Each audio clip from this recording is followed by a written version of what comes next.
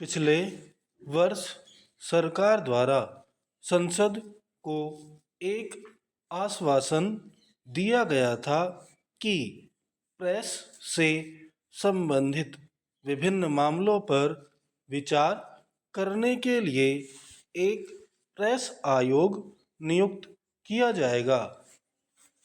मेरी सरकार निकट भविष्य में ऐसा आयोग बनाने की आशा करती है।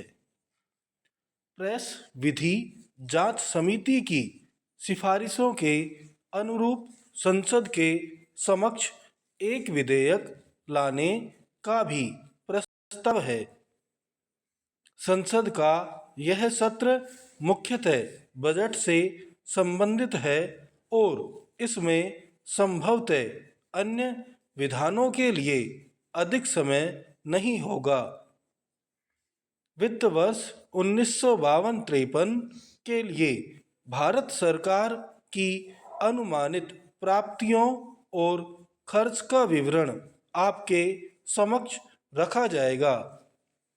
लोकसभा के सदस्यों को अनुदानों की मांगों पर विचार करना होगा तथा उन्हें स्वीकार करना होगा।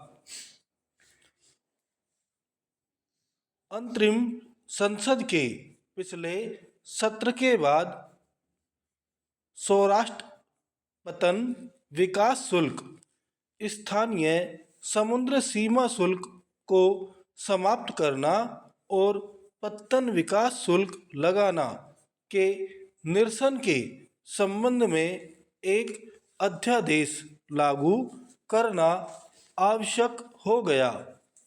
यह अध्यादेश आपके सम्मुख एक नए विधेयक के रूप में लाया जाएगा और आपसे इस पर विचार करने और इसे पारित करने के लिए कहा जाएगा। विस्थापित व्यक्ति दावे अधिनियम 1950 के विस्तार के उद्देश्य से एक अन्य अध्यादेश जारी किया गया था। अध्यादेश को प्रतिस्थापित करने के लिए भी एक विधेयक आपके समक्ष रखा जाएगा।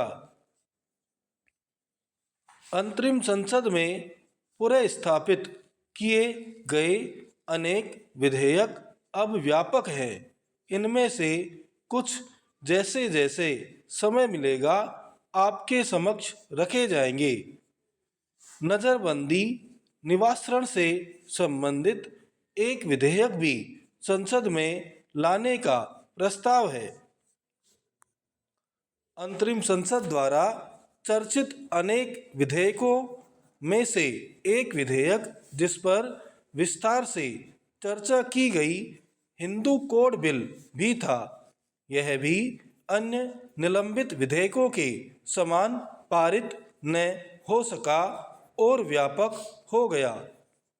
इस विषय पर मेरी सरकार एक नया विधान लाना चाहती है, तथापि विधेयक को कुछ भागों में बांटने और प्रत्येक भाग को अलग से संसद के समक्ष रखने का प्रस्ताव है ताकि इस पर चर्चा करने और इसे पारित करने में सुविधा हो सके।